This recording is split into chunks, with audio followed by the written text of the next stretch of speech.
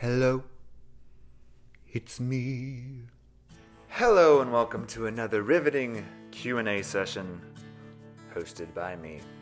I put out a post on Twitter and on Facebook asking you guys to send me questions about the things you want to know about me or the music or whatever, and I will answer them no matter what.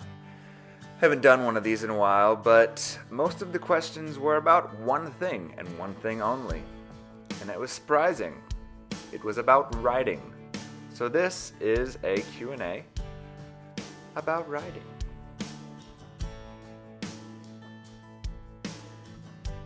So my favorite song definitely has to be Remember When. I mean, still after all this time. It's definitely the song that I would say resonates the most with me. I wrote it in a very dark, emotional place, in one setting. Alcohol may have been involved. Sorry, Mom. But yeah, it was just an emotional dump. It was like, this is what I'm feeling in this moment, and I just had to put it down. I had to get the words out and onto, or on my phone at the time. And then I went back and retweaked a little bit of the words, but Remember When is still my pinnacle as far as my favorite songs go, and it's my favorite song still to perform live, just because it still takes me back.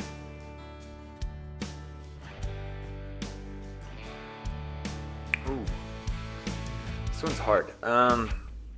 Each song that you write has its own life. It has its own process of how it came to be. There's no these songs were written the same way. I mean, when I write with Evan, a lot of times it's us passing voice memos back and forth, or texting lyrics that we think are cool, and then we'll eventually meet up on a Skype session and finish it there. One of the coolest ones is definitely writing with Katie and Dwayne for Country in My Veins. That was a session that took about an hour and was just bouncing ideas back and forth, and it was like, no, I don't like that idea, but we like this idea. Pull part of this one and part of that one together and make this. And it's interesting to see, because I know who wrote which parts of that song, like who came up with the lines or who manipulated the lines. And it's funny because I think Katie knows too, and it very much is reflective of our personalities on who wrote what parts and where they're at.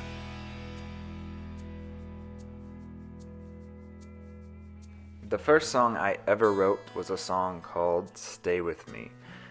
And I was a sophomore in high school.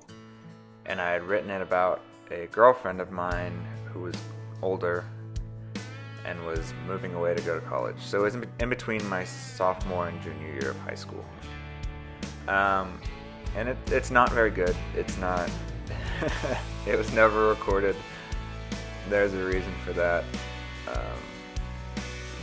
It's not very good, you know. It's your first song. It's your first. It's not gonna be good. It's not. It doesn't have to be. It's just that it kickstarts the creative process. And Stay With Me was my first song. It's my first love.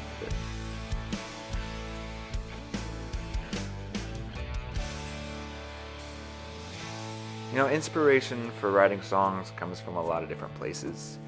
In the days of Remember When, for example, a lot of those songs are pure emotion. Just, I've gone through a bad breakup and here are the songs out of that.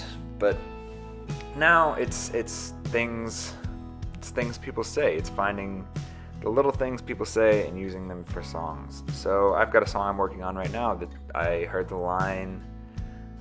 I can't say the line because then somebody's going to steal my idea.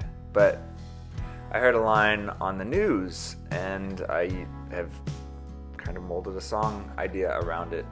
And then another one came to me while I was doing, what was I doing? I was doing push-ups or something at the gym, and the song just came through my brain. It was like, here you are, here's your song.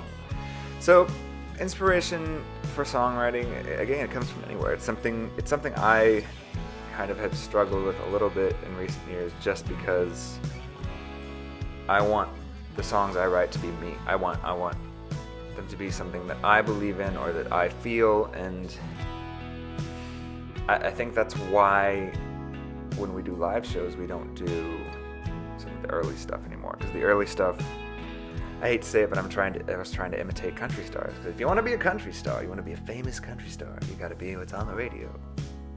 No, you got to be yourself. You got to find what you love, what makes you feel things. Because if you can't perform it, if you can't make people believe that you believe it, they're not gonna buy it. Nobody's gonna listen to it. Yeah, I mean, common sense. So inspiration comes kind of from all over the place. It's just learning to channel it and find the things that are avenues that you can pursue.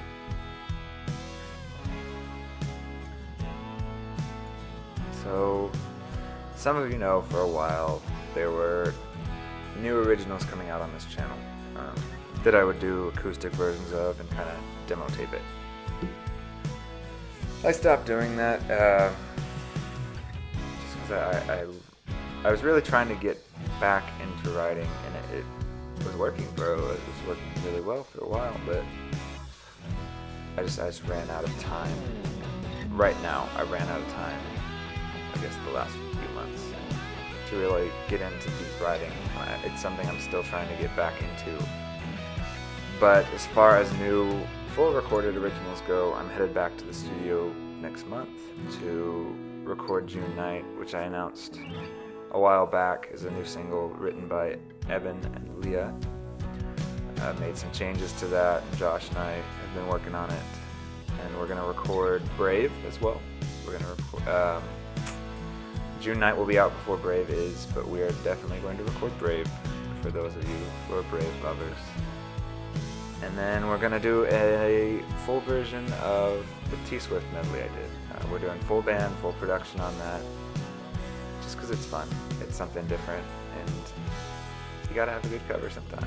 But yeah, we're doing all that. We're doing all that next month, and I'll keep you posted on release dates. I definitely do think June Night will be out before February hits. Fingers crossed. You can hold me to that, but don't. It'll be out soon. Free, relatively speaking, but soon. But the rest of them, I haven't decided yet. I kind of want to do sporadic single releases throughout the year, just to, have some fun with it. Try something new. But yeah, there's new music coming, but not yet. Coming soon to theaters near you. I'm sorry.